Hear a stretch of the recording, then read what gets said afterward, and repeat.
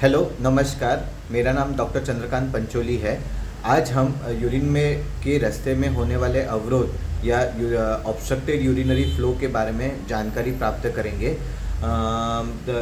जैसे ही आप बहुत सारे पेशेंट आते हैं जो हमें बताते हैं कि यूरिन का फ्लो रुका है, पेशाब करने में ज़ोर करना पड़ता है, पेशाब पूरा साफ़ नहीं होता है, रुक रुक के आता है।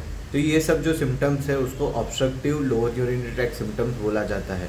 Obstructive lower urinary tract symptoms होने के बहुत सारे कारण हो सकते हैं। जैसे कि ये मूत्र मार्ग का एक छाया चित्रण है। मूत्र मार्ग में पुरुषों के मूत्र मार्ग का एक छाया चित्रण है।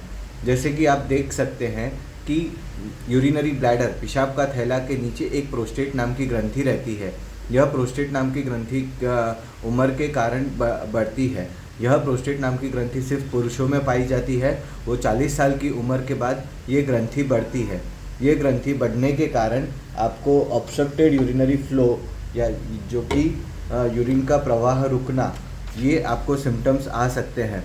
यह मॉडल में भी मैं यही दर्शाना चाहता हूँ कि यूरिन प्रोस्टेट की ग्रंथि के कारण जब यूरिन का फ्लो आपका रुक जाता है तो ये ग्रंथि उम्र के कारण बढ़ने लगती है और वो पेशाब के रास्ते को पेशाब के रास्ते को संकुचित कर देती है, जिसके कारण पेशाब पूरा फ्लो हो नहीं पाता। तो जैसे कि आप ये मॉडल में देख सकते हैं कि प्रोस्टेट नाम की ग्रंथि बढ़ने के कारण पेशाब का रास्ता छोटा हो गया है और उसके कारण यूरिन के फ्लो में अवरोध निर्माण हो रहा है। यह प्रोस्टेट का ग्रंथि का बढ़ना एक यूनिवर्सल हार्मोनल चेंज है जो हर एक पुरुषों की बॉडी में after the age of 50 years होता है। यह उम्र के कारण प्रोस्टेट में होने वाले एक हार्मोनल चेंज है जो हर एक पुरुषों में 50 साल की उम्र के बाद होता है। दूसरे यूरिन का फ्लो ऑब्स्ट्रक्ट होने के क्या क्या कारण हो सकते हैं। दूसरे यूरिन का फ्लो ऑब्स्ट्रक्ट होने के कारण यह हो सकता है कि जो यूरिन की ट्यूब है जो पेनिस से पसार होती है, जिसको हम यूरेथ्रा भी बोला जाता है, यह यूरेथ्रा में किसी भी प्रकार की इंजुरी या इन्फेक्शन, यदि आपका कोई पहले ऑपरेशन हुआ है, यूरिन के रास्ते से कभी एंडोस्कोपी हुई है, तो यह जो यूरिन का रास्ता है, जो यूरिन का ट्यूब है, यह डैमेज होने की शक्यता रहती है। अगर ये आपकी पेनिस की ट्यूब को डैमेज हुआ है तो ये यूरिन का रास्ता सिकुड़ जाता है। यूरिन का रास्ता सिकुड़ने के कारण यूरिन का रास्ता सिकुड़ जाता है। यूरिन का रास्ता सिकुड़ने के कारण यूरिन के फ्लो में अवरोध निर्माण होता है। तो अगर आपका यूरिन के इन्फेक्शन के कारण या तो फिर पहले कभी यूरिन के रास्ते से कोई ऑपरेशन हुआ है उसके कारण या फिर किसी भी प्रकार की ट्रॉमा के कारण अगर आपकी यूरिन की ट्यूब को डैमेज हुआ है तो आपका पेशाब का रास्ता सिकुड़ जाता है। यूरिन करने में ज़ोर करना पड़ता है, यूरिन का फ्लो कम हो जाता है, यूरिन पूरा साफ़ नहीं हो पाता। यह जो कंडीशन है उसे स्ट्रिक्चर यूरेथ्रा कहा जाता है। स्ट्रिक्चर यूरेथ्रा का कोई ऐसे पर्टिकुलर एज नहीं होता है। यूजुअली यंग एज में भी पाया जा सकता है, ओल्ड एज में भी पाया जा सकता है। It also depends upon the prior instrumentation. Prior आपका कोई सर्जरी या एंडोस्कोपी हुआ है वो उस पर भी डिपेंड करता है। जैसे मैंने बताया कि जो अगर प्रोस्टेट के कारण जो आपका पेशाब में रुकावट है वो यूजुअली 50 ईयर्स के बाद पाया जाता है। नॉर्मली वो हार्मोनल चेंज है और उम्र के कारण जो प्रोस्टेट के नाम की ग्रंथि में हार्मोनल चेंजेस होते हैं उसके कारण होता है। दूसरी कंडीशन मैंने बताई जो स्ट्रिक्चर यूरेथ्रा है। स्ट्रिक्चर यूरेथ्रा जो है वो नॉर्मली आफ्टर द एज कोई ऐसा एज लिमिट नहीं है। वो यूजुअली पेशाब के रास्ते में जो पेनिस का ट्यूब रहता है उसके इन्फेक्शन के कारण हो सकता है या तो फिर पहले कोई सर्जरी के कारण अगर पेशाब की ट्यूब में डैमेज हुआ है उसके कारण हो सकता है। नॉर्मली आपके डॉक्टर आपको ASU या फिर रेट्रोग्रेड यूरेथ्रोग्राम करके एक टेस्ट बताते हैं जिससे हम पेनिस की ट्यूब से दवाई डाल के हम लोग चेक करते हैं कि ये रास्ते में कहीं पे रुकावट नहीं है या नहीं है, जिसको बोला जाता है असेंडिंग यूरेथ्रोग्राम या फिर रेट्रोग्रेड यूरेथ्रोग्राम। इससे हमें पेनिस की ट्यूब में कहीं भी कोई भी प्रकार की रुकावट रहती है तो उसकी जानकारी मिलती है। दूसरी टेस्ट है, डॉक्टर आपको सोनोग्राफी सजेस्ट कर सकते हैं। सोनोग्राफी से हमें पता चलता है कि यूरिन के ब्लैडर में कितना यूरिन रुका है आफ्टर द यूरिनेशन। जो पोस्ट वाइट रेसिड्यू, जो रुका हुआ यूरिन है वो कितना रुक रहा है, वेदर इट इज़ 30%, 40%, 50%, कितना यूरिन अंदर रह जाता है उसकी जानकारी मिलती है। ब्लैडर की वॉल्स कितना थिक हुई है या फिर ब्लॉक जो है वो कितने समय से है उसकी जानकारी मिलती है। प्रोस्टेट की ग्रंथि कितनी बड़ी है उसकी जानकारी मिलती है।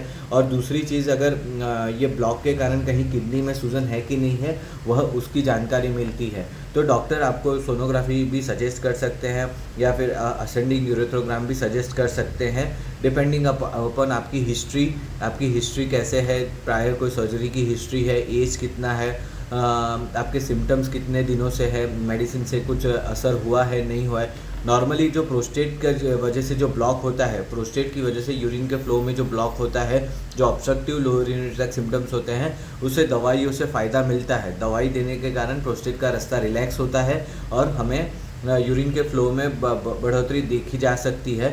लेकिन अगर स्ट्रिक्चर है तो स्ट्रिक्चर में यूजुअली जो सिम्टम्स है वो उतने ज़्यादा इम्प्रूव नहीं होते हैं, बिकॉज जो स्ट्रिक्चर है वो यूजुअली अल्फ़ा ब्लॉकर्स जो मेडिसिन है उससे वो डायलेट नहीं होते हैं। टेम्पररी आपको रिलीफ मिल सकता है लेकिन लॉन्ग टर्म रिलीफ मिलना स्ट्रिक्चर में मुश्किल है। स्ट्रिक्चर में डॉक्टर क्या करते हैं कि आपका जो यूरिन का रास्ता है वो नॉर्मली अंदर ट्यूब डैमेज होने के कारण उसमें स्कारिंग होता है, उसे स्पॉन्जी फाइब्रोसिस भी बोला जाता है। अभी अगर वो स्पॉन्जी फाइब्रोसिस लिमिटेड है या फिर स्कारिंग लिमिटेड है तो आपका दूरबीन के रास्ते से ऑपरेशन संभव है। उसके सक्सेस रेट यूजुअली 60 to 70% हो सकते हैं, लेकिन आपको डॉक्टर बार बार वो रास्ता खुद डायलेट करने के लिए या फिर खुद पेशाब के रास्ते से नली डालने के लिए बोल सकते हैं, जिसको इंटरमिटेंट सेल्फ कैथेटराइजेशन बोला जाता है। उससे क्या होता है कि वापस स्कारिंग होने के चांसेस थोड़े कम हो जाते हैं। दूसरा ऑप्शन है, अगर आपका पहले ऑलरेडी सर्जरी स्ट्रिक्चर के लिए हो चुका है, पहले कोई प्रोस्टेट के लिए सर्जरी हो चुका है, ट्यूब ज़्यादा डैमेज है, ज़्यादा स्पॉन्जी फाइब्रोसिस है, तो यूजुअली डॉक्टर आपको सब्स्टिट्यूशन यूरेथ्रोप्लास्टी, सब्स्टिट्यूशन मतलब जो भी ट्यूब डैमेज हो गई है, ट्यूब का जो लाइनिंग डैमेज हो गया है उसको रिप्लेस करने के लिए या फिर उसको सपोर्ट करने के लिए एक्स्ट्रा स्किन लगाई जाती है। वो स्किन यूजुअली गाल के अंदर के हिस्से से जो लचीली त्वचा रहती है, अपने गाल के अंदर की जो लचीली त्वचा रहती है वह लेके हम ये पेनिस की ट्यूब के साइड में लगा देते हैं, जिससे क्या होता है कि वो अंदर की ट्यूब का रिकंस्ट्रक्शन, नई जो ट्यूब है वो बनाई जा सकती है। इससे हमें लॉन्ग टर्म बेनिफिट मिलता है, मोर देन 95% सक्सेस रेट मिलता है। बार बार पेशाब का रास्ता सिकुड़ने के चांसेस कम रहते हैं।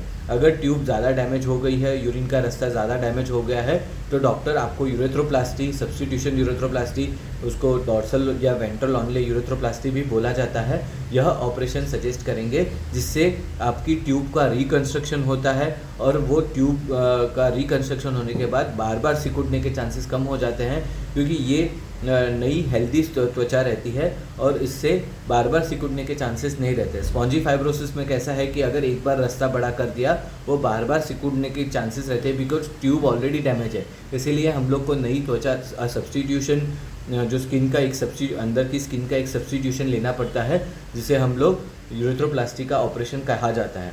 नॉर्मली ये ऑपरेशन 5 से 6 घंटे का होता है और नॉर्मली डॉक्टर आपको 1 महीने तक 3 हफ्ते से 4 हफ्ते तक का कैथेटर रखते हैं। इससे लॉन्ग टर्म बेनिफिट्स मिलते हैं। इंटरमिटेंट सेल्फ कैथेटर करने की ज़रूरत कम हो जाती है, बार बार डायलिटेशन करने की ज़रूरत कम हो जाती है। नॉर्मली अगर आपको बड़े हार्ट की बीमारी है या फिर बड़ा कोई आपका वाल्व की बीमारी है या फिर आपको सर्जरी के लिए फिट नहीं है, तो ये स्ट्रिक्चर यूरेथ्रा के लिए डॉक्टर आपको बार बार डायलिटेशन सजेस्ट करते हैं।